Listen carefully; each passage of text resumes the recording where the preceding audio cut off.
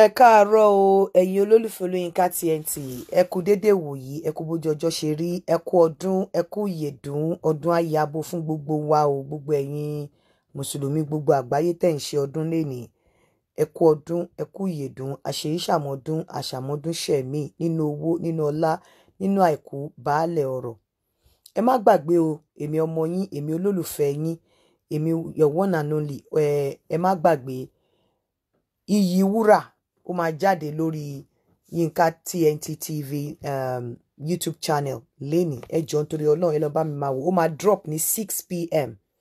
Iyì Wúrà máa drop lénìí ní 6 p.m.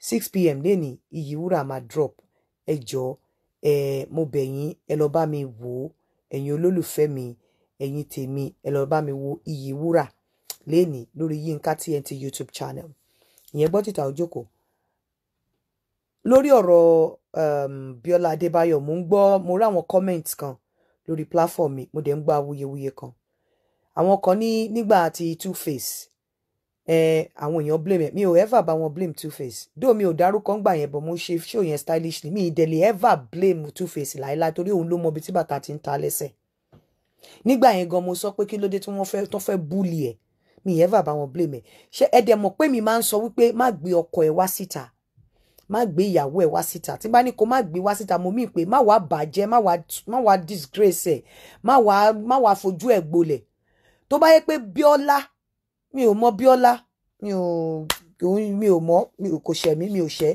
ká ní pé ó wá bú ọkọ ẹ̀ níta ni honestly kò ní get ẹ̀ easy pẹ̀lú mi but èmi sọ̀rọ̀ as a mental health professional pé kò ń ṣe gbogbo èèyàn ló bold láti lè wá sọ nǹkan láìsí activity àbí láìsí event ẹlòmíì lè máa look for opportunity láti voice out ẹlòmíì lè máa look for opportunity láti strike ẹlòmíì lè máa look for opportunity láti self harm ẹlòmíì lè máa look for opportunity láti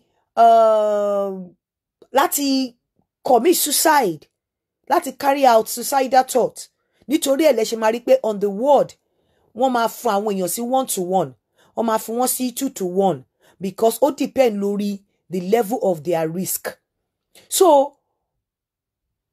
ẹ lè má mọ nǹkan tó ń play up nínú ọpọlọ ẹ̀ ó lè jẹ́ pé ó find it difficult láti bọ́ta láti kọ̀ wá sọ láti break news yẹn without an event or without activities láti wá sọ ó dẹ̀ tún lè jẹ́ wípé bóyá ó ti ń suspect ẹ̀yin náà mọ nǹkan tó ṣẹlẹ̀ náà àwọn tó ṣẹ̀ṣẹ̀ wá ń jáde sí Bíọ́lá ṣaṣẹ́wó Bíọ́lá ṣe kíní kan ojú Bíọ́lá ìṣe cheat Bíọ́lá ìṣe gbàgà Bíọ́lá ìṣe gbogbo tó ṣẹ̀ṣẹ̀ wá ń sọ nísìn irú wọn yẹn ó lè já wọn gan ló máa wá pàpà wá disgrace ọmọ yẹn tí ò bá bọ́ síta láti wá sọ bó ṣe sọ yẹn so ó lè ti máa ní instinct ó lè ti máa ní feelings pé tóun ò bá lo advantage of that day ọjọ́ kejì wọ́n lè wá disgrace nǹkan wá open it up and that will be worse for her and for those of you tẹ́ ẹ ní ó ṣe kó kúrò nílé ọkọ ẹ̀ ní February ni ó dẹ̀ ni wọ́n separate are you telling me pé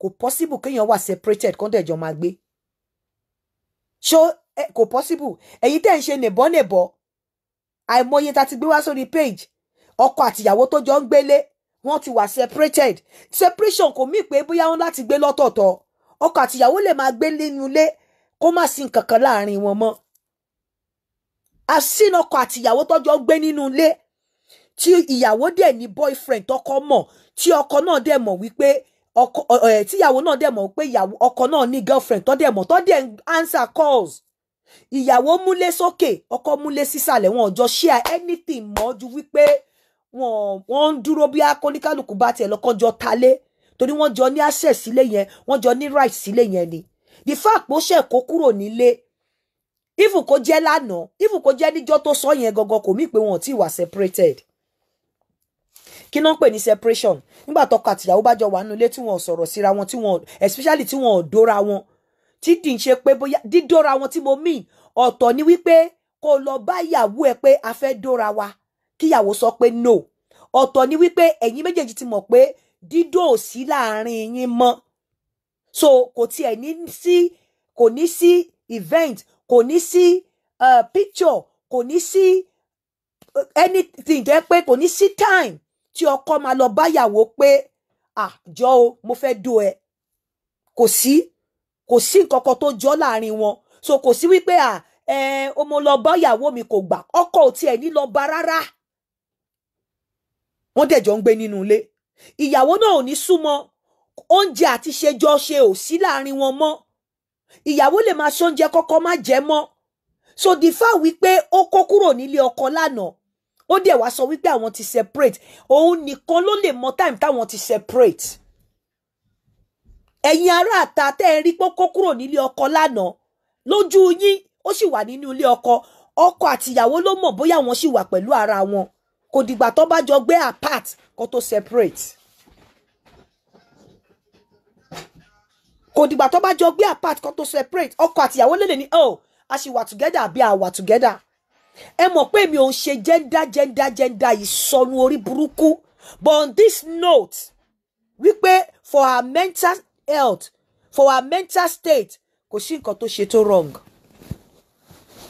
Tó bá jẹ́ pé Tọ́pẹ́ Bíọ́lá bọ́ síta ó wá bú ọkọ ẹ̀, èmi fúnra mi máa jáde tán fún. Honestly, ṣe rí ẹ̀yin èèyàn, ẹ̀yin gangan lẹ wá ń bátà ọkọ yẹn sìn stylishly, indirectly. Ẹ dẹ̀ rò pé ẹ̀ ń gbèjà ẹ̀ gbèjà ẹ̀. Ẹ̀yin gangan lẹ jẹ́ kọ́kọ́ yẹn sinmi sìn. Ẹ̀yin gangan lẹ ń fún ọkọ yẹn ní pain now. Ẹ̀yin gangan lẹ ń fún ọkọ yẹn ní agony. Ẹ̀yin tẹ́ feel pé ẹ̀ speak fún ọkọ yẹn. Tẹ́ feel pé ẹ̀ ń bàjẹ́. Ẹ̀yin gangan lẹ ń fún ọkọ ní agony. Kí lẹ tún fẹ́? Ó ti bọ́ síta.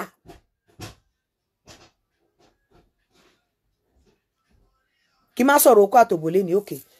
Ẹ mọ̀ wípé ó ti bọ́ síta. Nǹkan tẹ́ ẹ̀ anticipate, nǹkan tẹ́ ẹ̀ suspect, nǹkan tẹ́ ẹ̀ feel, nǹkan tẹ́ ẹ̀ sọ̀rọ̀ ayé di necromancer sí lórí. Ó wá bọ́ síta, ó tún wá clear ẹ̀ wípé ọkọ wọn ò lu òun rí o, òun náà dẹ̀ lu ọkọ òun rí. So ó mean wípé lady yẹn, to me she's still an angel. Bẹ́ẹ̀ ṣe ń push ẹ̀ tó a máa jẹ́ pé ọkọ yẹn ò níbi, a máa jẹ́ pé bẹ́ẹ̀ náà ọkọ yẹn ṣe dá tó ni, a máa jẹ́ pé bẹ́ẹ̀ náà ni Bíọ́lá ṣe dá tó ni. Àwọn méjèèjì ló kálukú ló mọ ibi tí wọ́n kù sí. Bọ̀ pẹ̀lú ẹ̀tẹ́ ṣe ń pùṣẹ̀ tó kò bọ́ síta wá sọ pé nǹkan báyìí ló ṣẹlẹ̀ o, nǹkan báyìí ni ò ṣẹlẹ̀ o. Ọkọ náà bọ́ síta, a ní mo credit àwọn méjèèjì àti tọkọtaya wọn. Ọlọ́run àtọkọ Bíọ́lá o àti Bíọ́lá o, to me angel làwọn méjèèjì lọ́dọ̀ mi, mo credit wọn. Torí bẹ́ẹ̀ ṣe ń ṣe tó, wọn pàpà bọ́ síta wá sọ̀rọ̀. Tó bá jẹ́ pé ó bọ́ síta wá bú ọkọ ẹ̀ ni, ẹ̀yin náà mọ̀ pé mi ní gbà. Ẹ mọ̀ pé máa jáde tán fún. Máa jáde tán fún. But for our mental, kò ń ṣe gbogbo èèyàn. Ẹ lọ bèrè àwọn tó máa ní mental problem. Wọ́n máa ìgbà míì wọ́n máa ń fẹ́ ní reason láti ṣe nǹkan. Mi sọ pé ó ní mental problem. Ẹlòmíì wà tó jẹ́ wípé individual tí ò tiẹ̀ ní anything. Kò ní that confidence, kò ní that boldness láti sọ nǹkan. Kò ní ògbóyà láti lè sọ nǹkan. Bẹ́ẹ̀ á lo opportunity nǹkan, á fi ṣe nǹkan. Èmi ò lè ever fault Two-Face láíláíláíláí. Torí pé èmi mọ̀ pé ojú ọkùnrin rí nínú ìgbéyàwó. Mo mọ̀ pé àwọn ọkùnrin ń jẹ bàbá ńlá bánábàbà sí ìyà nínú ìgbéyàwó. So mi ò dẹ̀ ní ṣe gender. On this note, as a mental health professional, wà láìtàláì ẹ rárá fọmọ yẹn lẹ̀, because ọpẹ́ ni kẹ́ máa bá do, because nǹkan tó ti go through láti space yẹn, láti ìgbà tó ti tí ọpọlọ ẹ ti focus wípé wọ́n ti wà separated. Ọlọ́run ló yọ tí ò ya wèrè. Ọlọ́run ló yọ tí ò kúkú òjijì. Ọlọ́run ló yọ tí ò gbé nǹkan jẹ. I'm telling you, for those of you tẹ́ ní ó ṣe kúrò lé lánàá, kò mí pé wọ́n separate o. Even kó ṣe kúrò lé ní ìjẹta, kò mí pé wọ́n wà separated. Èèyàn lè jọ máa gbé kẹ́ wà separated. Ẹ lè jọ máa gbé kí yàrá má pa yín pọ̀, kí inú ilé má pa yín pọ̀, kí ibùsùn má pa yín pọ̀. Ẹ dẹ̀ jọ ń gbé as neighbor, ẹ ti wà separated. Àwọn èèyàn á rí pé inú ilé kan náà lẹ ti ń jáde, bẹ́ẹ̀ kò sí nǹkan kan tó pa yín pọ̀ gẹ́gẹ́ bí ẹyọ kan mọ́. Oníkálukú ń buy time pé tí ń jẹ́ kí n ní sùúrù kí n lè wábi tí mo máa kó lọ. Ẹ dẹ̀ ti wà separated. Kò dìgbà tí ó bá gbé rẹ̀ kúrò nínú ilé kó tó láwọn ti wà separated. Kò kú láwọn ti divorce. kò dìgbà tó bá gbé rẹ̀ kúrò nínú ilé kó tó láwọn ti wà separated. And for those of you tẹ́ ẹ̀ mọ̀nà jámú ni wá lọ, Bíọ́lá ò tí ì wá sọ níta pé ọkọ òun ó lu òun àbí kò dáa àbó ṣàgbèrè. Ọkọ Bíọ́lá náà dẹ̀ tí ì wá sọ níta wípé Bíọ́lá is a cheat, Bíọ́lá ń ṣe gbá, Bíọ́lá ń ṣàwò. Kẹ́ wá mọ̀ pé ẹ̀yin gangan yìí, irú èèyàn tó bá rí bẹ́ẹ̀ ṣe handle case yìí sìn, á prefer kó kú sínú marriage ibòmí, marriage mi. Irú ọkùnrin tó bá rí bẹ́ẹ̀ ṣe handle case yìí sìn, á prefer kó kú sínú sọ́wọ́ obìnrin nínú marriage. Irú obìnrin tó bá rí bẹ́ẹ̀ ṣe handle case yìí sìn, á prefer kó kú sínú marriage, because ẹ̀yin gangan ẹ̀yin lẹ ń da, ẹ̀yin gan ni omi tó ń ru inú ilé yẹn sìn. Àwọn information tí ọkọ Bíọ́lá ò fún wa nípa Bíọ́lá, ẹ̀yin lẹ ń fún wa báyìí. Àwọn information tí Bíọ́lá ò fún wa nípa ọkọ ẹ̀, ẹ̀yin lẹ ń fún wa báyìí. Ṣé rí pé ẹ̀yin gan ni màdàrú, ẹ̀yin gangan public, ẹ̀yin ni màdàrú. Màá support Bíọ́lá 121%, 150%.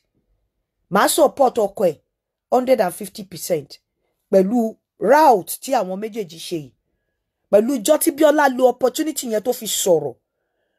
On two things ni tí ò bá sọ́njọ́ yẹn, ẹ̀yin tẹ́ ń fún wa ní story yìí náà, ẹ̀yin náà lè máa padà bọ́ta pé ọkọ wo ló wá ń celebrate, ṣẹ́ẹ̀ṣì jọ wà ní ṣe bẹ́ẹ̀ wà. Ẹ máa lọ sọ ní sọ kójú yín wà ń bẹ̀. Ẹ máa lọ sọ ní fi tẹ́ pé wọ́n ti máa blow ẹ̀. Ẹ wá sọmọ yẹn di irú ọ̀rọ̀ tẹ́ máa wá sọ sí náà, ẹ máa padà bu náà ni pé ó wá ń celebrate ọkọ tí ò sí pẹ̀lú ẹ̀ mọ́. Bó ṣe máa ń ṣe fake life nìyẹn. Ọkọ tí ò sí pẹ̀lú ẹ̀ mọ́, ó wá ń celebrate ẹ̀, àbẹ́ẹ̀rí tó wá ń celebrate ẹ̀. Ẹ̀yin náà lẹ máa ní ó fọkọ lọ́kọ, ó ń gbé káàkiri.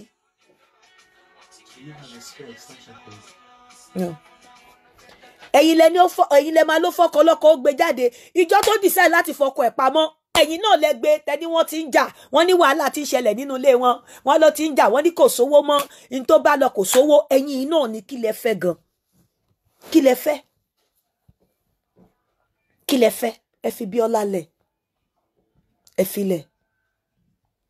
Ọ̀pọ̀lọpọ̀ ẹ̀yin tẹ́ ń sọ yìí fùrọ̀ yín rùn.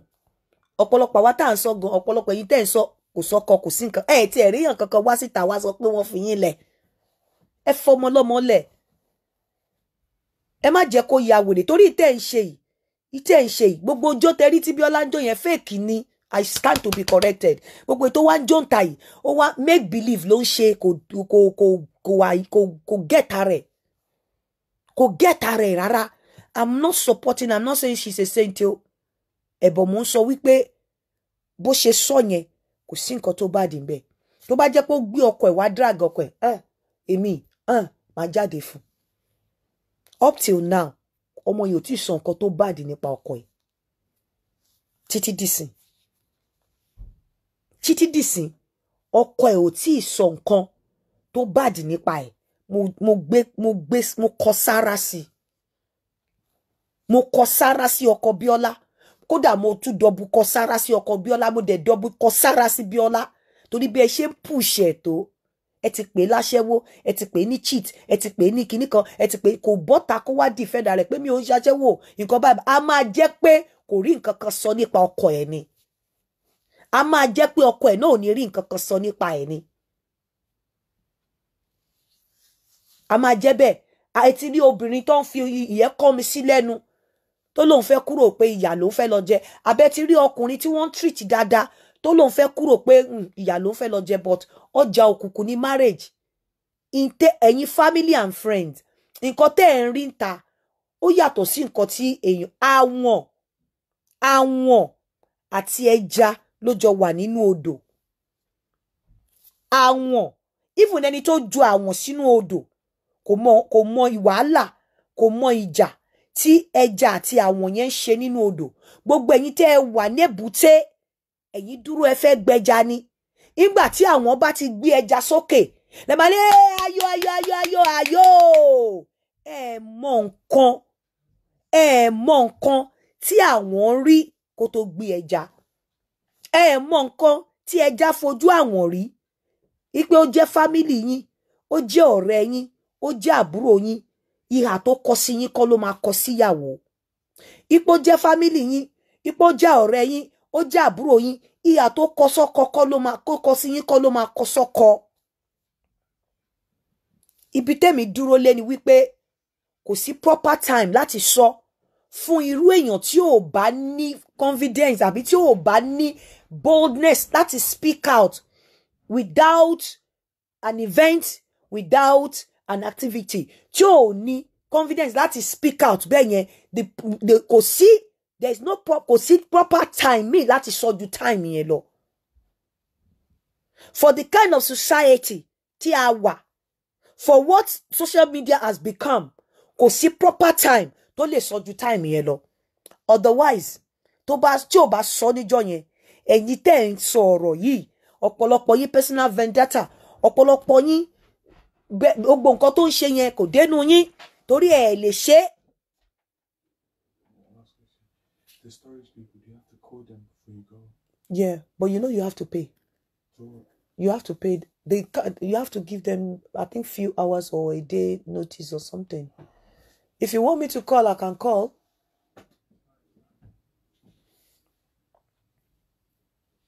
So, bí mo ṣe ń sọ lọ, ẹ máa wá gbé gbogbo ìbínú yẹn, ẹ máa gbé wá, ẹ máa gbé sí.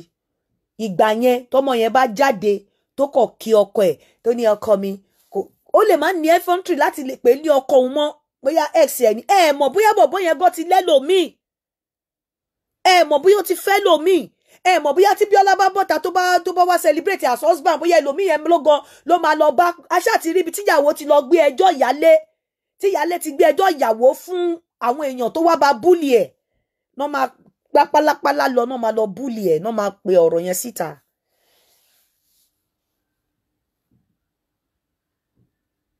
Àbí? I'm not saying she's a strong woman. Me, they say she's not a strong woman. But mo sọ wípé when it comes to mental health, ẹ jẹ́ ká máa prioritize mental health wa. Ọmọ yẹn bó ṣe wà yẹn, ètè ń ṣe fún yín, ẹ̀ ń fọ́dà dẹ́ǹtẹ̀ ni. Ijó tó ń jó yẹn, ijó akọni. Ijó akọni. Ẹ̀ ń dẹ́ǹtẹ̀ ni. Àní tẹ́ ń ṣe yìí, ẹ tún ń ba yí àwọn obìnrin míì jẹ́ sí. Àwọn obìnrin tó bá wà ní problem, ní jẹ́ kán lè sọ̀rọ̀. Ẹ ń ba yí àwọn ọkùnrin míì jẹ́ sí. Ẹ lò rò bí ẹ ń support ọkùnrin yẹn, but I can bet it with you pé ọkùnrin yẹn gan níbi tó wà kò lè get ara ẹ̀. Ọkùnrin tó dákẹ́ tí ò sọ̀rọ̀ síta whatever tí Bíọ́lá bá ń ṣe fún. Ẹ wá rò pé gbogbo nǹkan tó ń ṣẹlẹ̀ yìí kò wá máa affect ẹ̀ mentally. Obìnrin tó dákẹ́ tí ò sọ̀rọ̀ síta gbogbo nǹkan tó jú ẹ̀ tí ọkọ ẹ̀ ń ṣe fún. Ẹ wá rò pé gbogbo nǹkan tẹ́ ń ṣe yìí kò ní máa affect wọn mentally. Ẹ jẹ́ ká ṣọ́ra ṣe o. Ẹ jẹ́ ká ṣọ́ra ṣe. Ẹ̀yin gangan lẹ ń ba ilẹ̀ jẹ́ báyìí.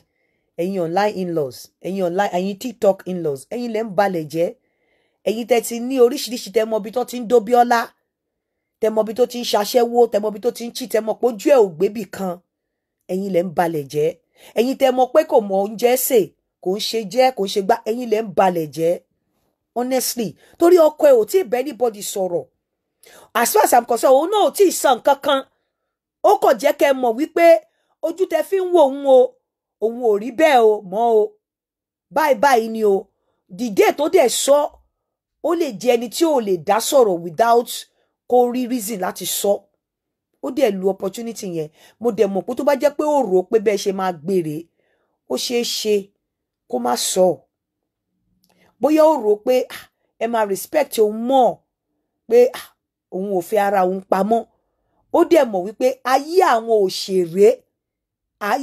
òṣèré ìta ló wà.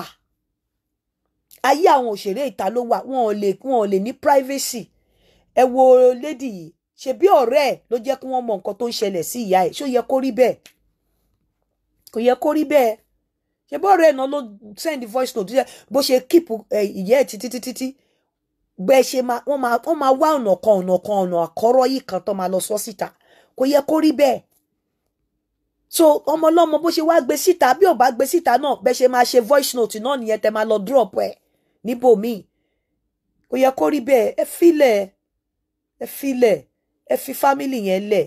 Tọ́lọ́run bá sọ wípé ṣíṣe ṣì wà láàrin wọn torí àtọkọ àtìyàwó wọn sì wọn ò balẹ̀ jẹ́. Wá pé Bíọ́lá gbé ọkọ ẹ̀ wá sí tó bẹ̀rẹ̀ sí ní ba ayé ẹ̀ jẹ́, tọkọ ẹ̀ wá gbé wá náà tó bẹ̀rẹ̀ sí ní ba ayé Bíọ́lá jẹ́, wọn ò balẹ̀ jẹ́.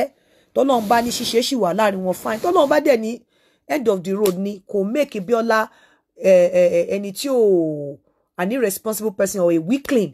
Kò dẹ̀ make ọkọ ẹ̀ náà an irresponsible man or a weak. Àwọn méjèèjì yẹn sẹ́ wọ́n earn respect mi, wọ́n dẹ̀ máa earn ẹ̀ láíláí ni.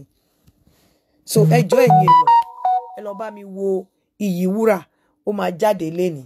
Tó bá dìrọ̀lẹ́ ká wá sọ̀rọ̀ lórí qualities òbò àdógbin torí tí bá sọ pé òbò má ní gbàgbé òbò, tó bá dìrọ̀lẹ́ àwa sọ, tó bá dọ̀la àwa sọ má ní gbàgbé oko. I'm working from home. Ọ̀gá mi ti send assessment sí mi, ẹ jẹ́ kí n lọ ṣe. Mo dẹ̀ tún ní tribunal lénìí ní around 3 o'clock, so ẹ jẹ́ kí n máa lọ.